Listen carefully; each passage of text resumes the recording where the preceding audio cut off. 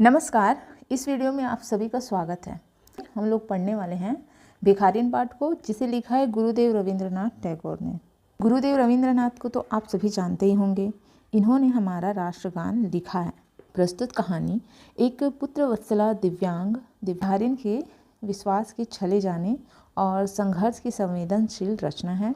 गुरुदेव रविंद्रनाथ ने मानव चरित्र के कई परतों को इस कहानी में संवेदनशीलता के साथ रखा है। एक भिखारिन अपने जीवन की समस्त पूंजी द्वारा अपने पालित पुत्र को रोग मुक्त करने के लिए खर्च करना चाहती है, लेकिन समाज का धनवान और धार्मिक रूप में प्रसिद्ध सेठ उसके भीख से वंचित धन को लौटाने में छल करता है। संतान की पहचान कहानी को एक निर्णायक मोड़ देती है और पाठकों को मानव चरित्र को समझने और पहचानने का बोध भी देती है। एक सेठ भिखारिन के पांवों पर क्यों गिर पड़ता है? वह क्यों यह कहने को विवश है कि ममता की लाज रख लो, आखिर तुम भी तो उसकी माँ हो। कहानी की मार्मिकता को पाठक इन पंक्तियों में शिद्दत से महसूस कर सकते हैं कि उसके नेत्रों से अश्रु बह रहे थे, किंतु वह भिखारिन होते हुए भी सेठ से महान थी। इस समय सेठ याचक था और वह दाता थी। तो आखिर ऐसा क्या होता है कि भिखारिन के सामने सेठ कहता है कि ममता की लाज रख लो, आखिर तुम भी तो उसकी माँ हो। और कैसे सेठ याचक बन जाता है और भिखारिन जो है वह दाता। इस कहानी को पढ़ने से ही हमें पता चलेगा। हम इस कहानी को पढ़ते हैं और यह जानते हैं। ठीक, तो चलिए। अंधी मतलब कि जो भिखारिन थी वह अंधी थी। प्रतिदिन मंदिर के दरवाजे पर जाकर खड़ी होती। दर्शन करने वाले बाहर निकलते तो अपना हाथ फैला देती और नम्रता से बोलती, बाबूजी अंधी पर दया हो जाए, बाबूजी अंधी पर दया हो जाए। इस प्रकार वह भीख मांगती थी मंदिर के सामने। वह जानती थी कि मंदिर में आने वाला सहृदय और दयालु हुआ करते हैं। उसका यह अनुमान असत्य न था। मंदिर में जो भी जाता है, मंदिर से निकलते समय वहाँ पे बैठे हुए भिक्षुक लोग होते हैं जो उन्हें कुछ न कुछ रुपए दान के रूप में देते हैं। आने जाने वाले 2-4 पैसे उसके हाथ पर रख ही देते थे। अंधी उनको दुआएं देती और उनकी सहृदयता को सराहती। स्त्रियां भी उसके पल्ले में थोड़ा बहुत अनाज डाल जाया करती थी। अनाज में चावल हो गया, है ना, ये सारी चीज़ें उनको खाने वाली जो चीज़ें हैं वो मिल जाती थी, पैसे मिल जाते थे। सुबह से शाम तक वह इसी प्रकार हाथ फैलाए खड़ी रहती। उसके पश्चात मन ही मन भगवान को प्रणाम करती और अपनी लाठी के सहारे झोपड़ी की राह पकड़ती। उसकी झोपड़ी नगर से बाहर थी। रास्ते में भी वह याचना करती जाती। रास्ते में जब वह मंदिर से झोपड़ी की ओर जाती तो जो रास्ता था उसमें भी वो राहगीरों से भिक्षा मांगती थी, किंतु राहगीरों में अधिक संख्या श्वेत वस्त्र वालों की होती, जो पैसे देने की अपेक्षा झिड़कियां दिया करते हैं। तब भी अंधी निराश न होती और उसकी याचना बराबर जारी रहती। झोपड़ी तक पहुँचते पहुँचते उसे 2-4 पैसे और मिल जाते। झोपड़ी के समीप पहुँचते ही एक 10 वर्ष का लड़का उछलता कूदता आता और उससे लिपट जाता। अंधी टटोल कर उसके मस्तिष्क को चूम लेती। जैसे ही वो मंदिर से अपने झोपड़ी में पहुंचती थी, एक 10 साल का बच्चा उसके पास आता था।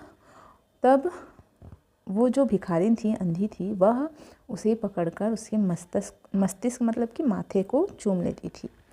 बच्चा कौन है, किसका है, कहाँ से आया, इस बात से कोई परिचित नहीं था। 5 वर्ष हुए पास पड़ोस वालों ने उसे अकेला देखा था।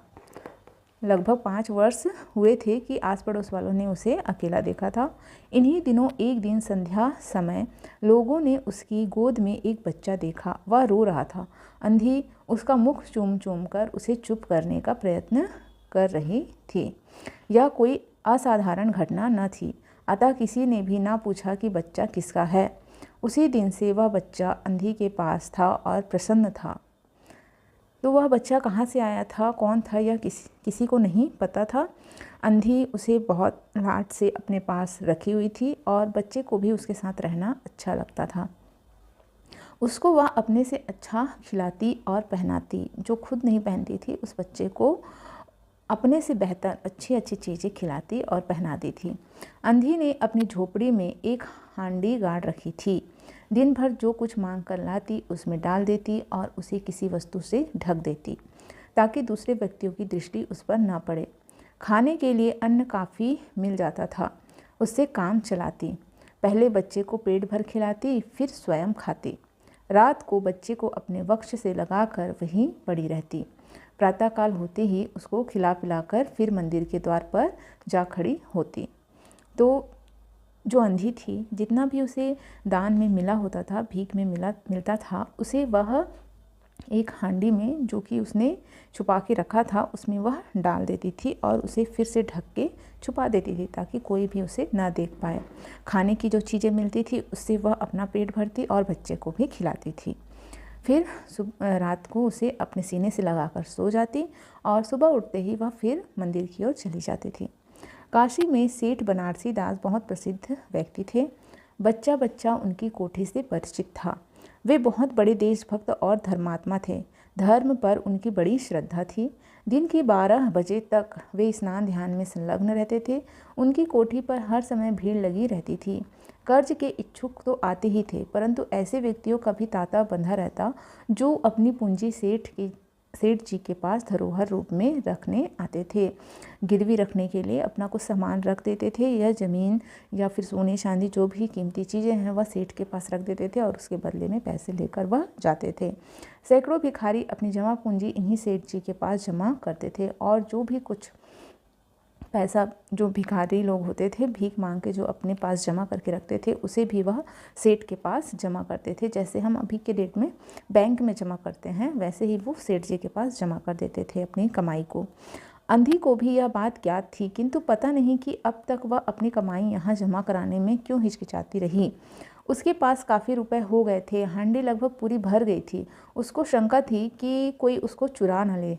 एक दिन संध्या समय अंधी ने वह हांडी उखाड़ी और अपने फटे हुए आंचल में छुपाकर सेठ जी की कोठी पर जा पहुंची। तो जो हांडी उसने ज़मीन में गाड़ के रखी थी उसने उसको निकाला, हांडी को निकाला अंधी ने, और सेठ जी के घर में कोठी में जा पहुंची। सेठ जी बही खाते में पृष्ठ उलट रहे थे। उन्होंने पूछा, क्या है बुढ़िया? अंधी ने हांडी उनके आगे सरका दी और डरते डरते कहा, सेठ जी इसे अपने पास जमा कर लीजिए, मैं अंधी अपाहिज कहाँ रखती फिरूंगी। तो वह जो अंधी थी वह सेठ जी के पास अपनी जमा पूंजी को रखने गई थी, ठीक है, जमा करने के लिए गई थी। सेठ जी ने हांडी की ओर देख कर कहा, इसमें क्या है? अंधी ने उत्तर दिया, भीख मांगकर अपने बच्चे के लिए 2-4 पैसे इकट्ठे किए हैं। अपने पास रखने से डरती हूँ कहीं कोई चोरी ना कर ले, है ना। कृपया इन्हें आप अपनी कोठी में रख लें। सेठ जी ने मुनीम की ओर संकेत करते हुए कहा, बही में जमा कर ले, ठीक है। सेठ जी ने अपनी मुनीम की ओर संकेत करते हुए कहा कि बही में जमा कर लो। फिर बुढ़िया से पूछा, तेरा नाम क्या है? अंधी ने अपना नाम बताया। मुनीम जी ने नकदी गिनकर उसके नाम से जमा कर ली। अंधी सेठ जी को आशीर्वाद देती हुई अपनी झोपड़ी में चली गई। 2 वर्ष बहुत सुखपूर्वक बीते। 2 वर्ष हो जाने के बाद उसके पश्चात एक दिन लड़के को ज्वर ने आ दबाया। अंधी ने दवा दारू की, वैद्य हकीमों से उपचार कराया, परंतु संपूर्ण प्रयत्न व्यर्थ सिद्ध हुए। लड़के की दशा दिन प्रतिदिन बुरी होती गई। अंधी का हृदय टूट गया। साहस ने जवाब दे दिया। वह निराश हो गई, परंतु फिर ध्यान आया कि संभवतः डॉक्टर के इलाज से फ़ायदा हो जाए। इस विचार के आते ही वह गिरती पड़ती सेठ जी की कोठी पर जा पहुंची। सेठ जी उपस्थित थे। 2 वर्ष सुखपूर्वक बीते। 2 वर्ष बाद क्या होता है कि जो उसके पास बच्चा था उसकी तबीयत अचानक से ख़राब हो जाती है।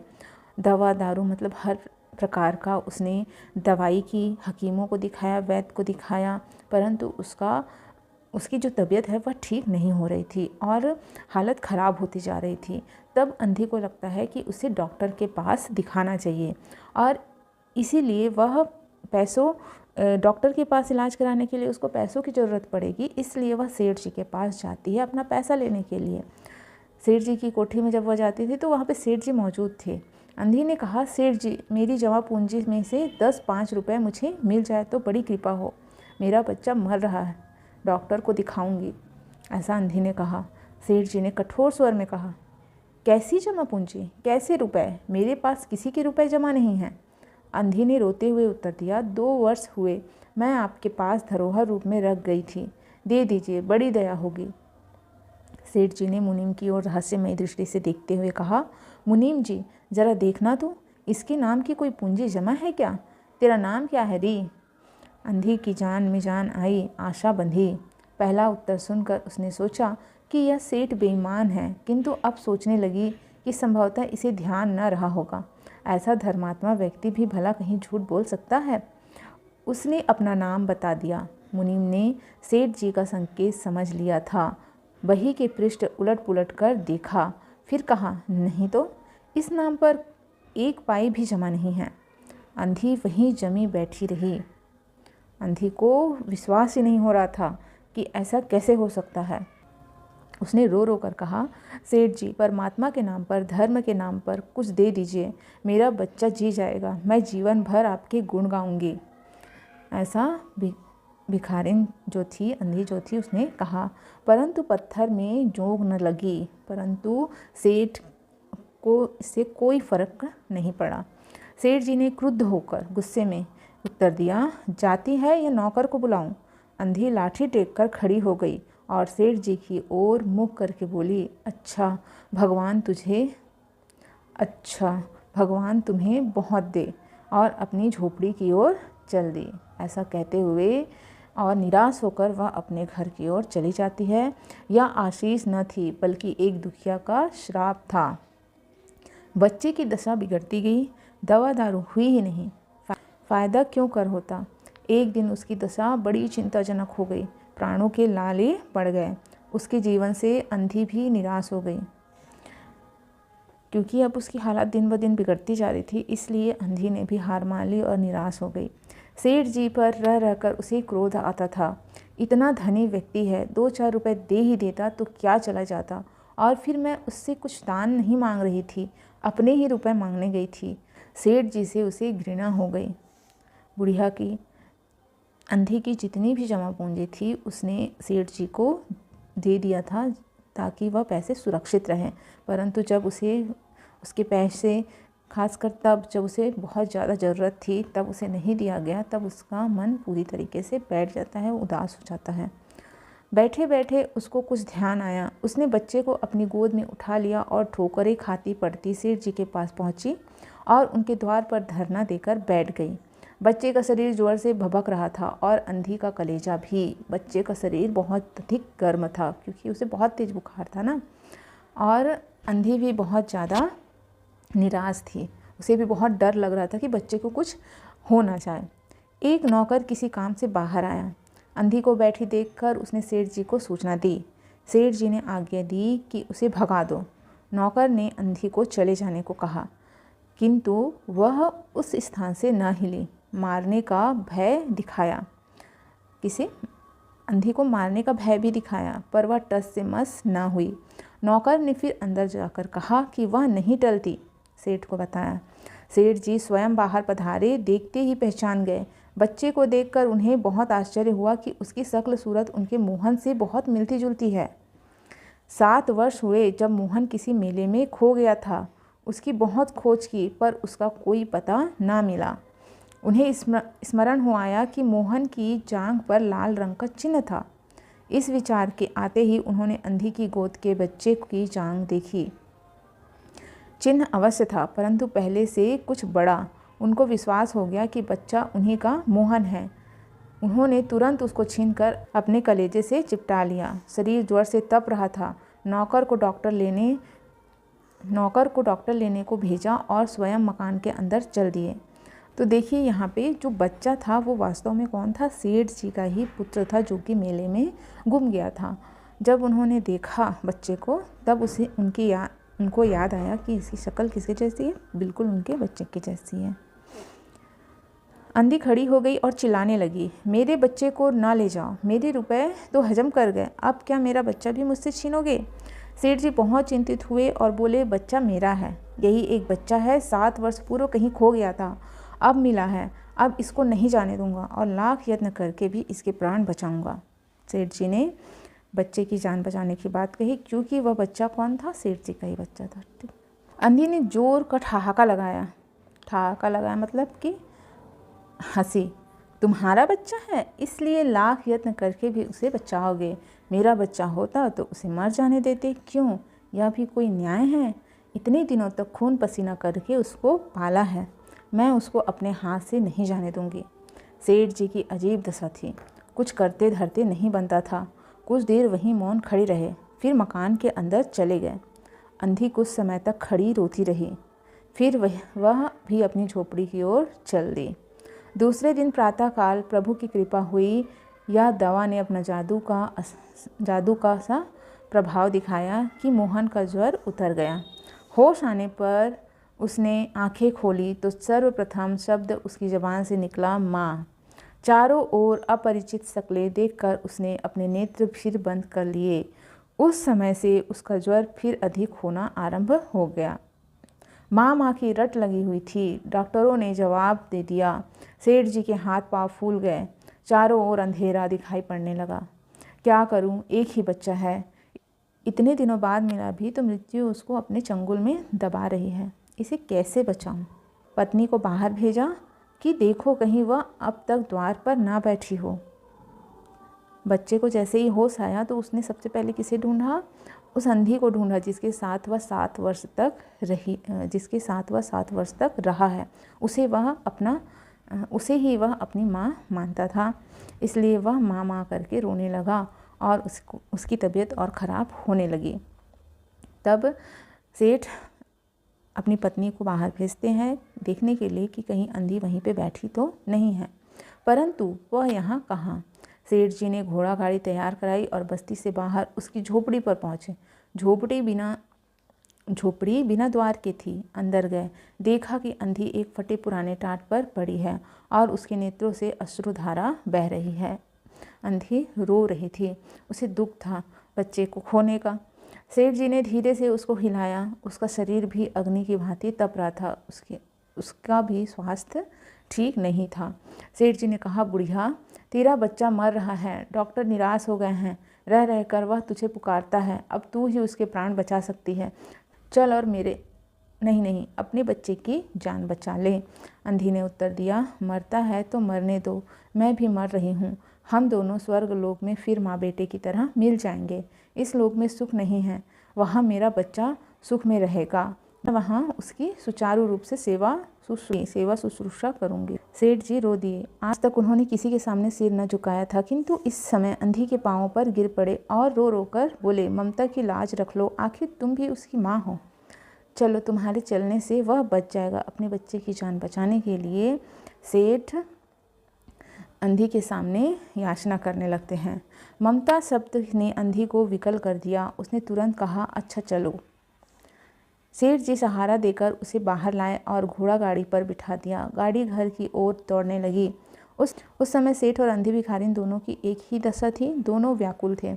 दोनों की यही इच्छा थी कि शीघ्र से शीघ्र अपने बच्चे के पास पहुंच जाए।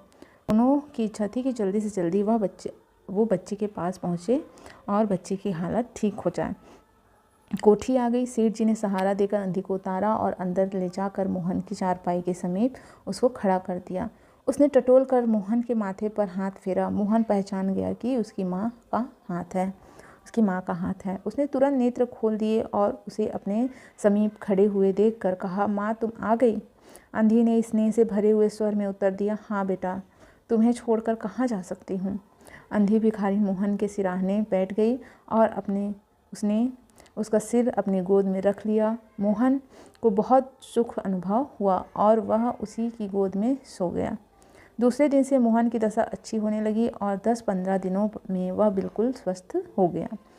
जो काम हकीमों के जोशानदेह वैद्यों की पुड़िया और डॉक्टर की दवाइयाँ न कर सकी थी, वह अंधी की स्नेहमयी सेवा ने पूरा कर दिया। तो इस प्रकार मोहन स्वस्थ हो जाता है। मोहन के पूरी तरह स्वस्थ हो जाने पर अंधी ने विदा मांगी। सेठ जी ने बहुत कुछ कहा सुना कि वह उन्हीं के पास रह जाए, परंतु वह सहमत न हुई।